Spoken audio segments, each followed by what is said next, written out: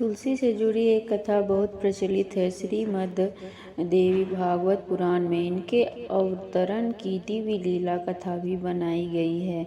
एक बार शिव ने अपने तेज को समुद्र में फेंक दिया था। उससे एक महातेजस्वी बालक ने जन्म लिया। यह बालक आगे चलकर जलंधर के नाम से पराक्रमी दैत्य राजा बना। इसकी राजधानी का नाम जलंधर नगरी था।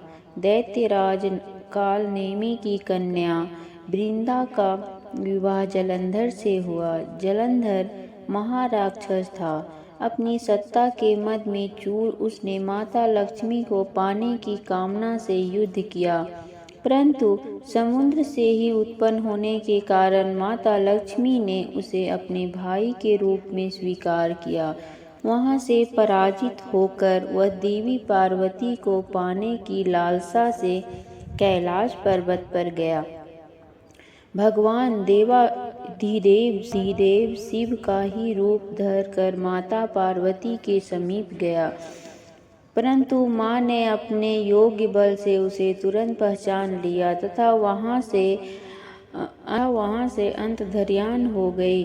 देवी पार्वती ने क्रुद्ध होकर सारा वृत्तांत भगवान विष्णु को सुनाया। जलंधर की पत्नी वृंदा अत्यंत पतिव्रता स्त्री थी। उसी के प्रतिव्रत धर्म की शक्ति से जलंधर न तो मारा जाता था और न ही पराजित होता था। इसलिए जलंधर का नाश करने के लिए वृंदा के प्रतिव्रत धर्म को भंग करना बहुत जरूरी था।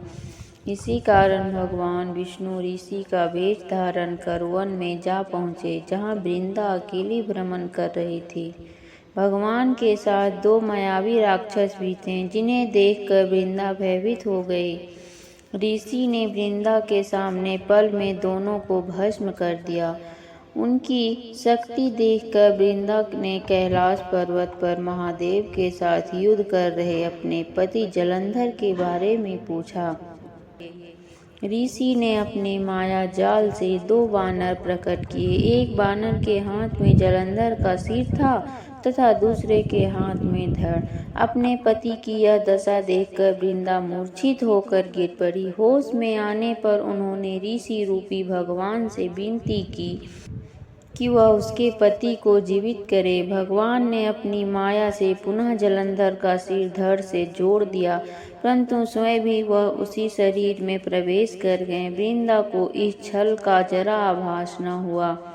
जलंधर बने भगवान के साथ वृंदा पतिव्रता का व्यवहार करने लगी, जिससे उसका अस्तित्व भंग हो गया। ऐसा होते ही वृंदा का पति जलंधर युद्ध में हार गया।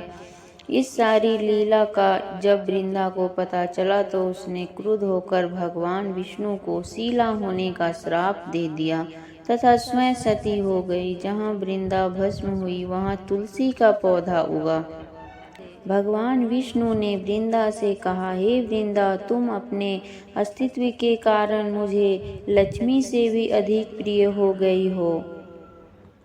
अब तुम तुलसी के रूप में सदा मेरे साथ रहोगी। जो मनुष्य भी मेरे शालिग्राम रूप के साथ तुलसी का विवाह करेगा, उसे इस लोक और परलोक में विपुल यश प्राप्त होगा।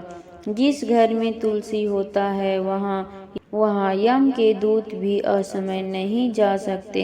गंगा व नर्मदा के जल में स्नान तथा तुलसी का पूजन बराबर माना जाता है। चाहे मनुष्य कितनी भी पापी क्यों न हो, मृत्यु के समय उसके प्राण मंजरी रहित तुलसी और गंगा जल मुख में रखकर निकल जाते हैं, तब वह पापों से मुक्त होकर वैकुंठ धाम को प्राप्त होता है।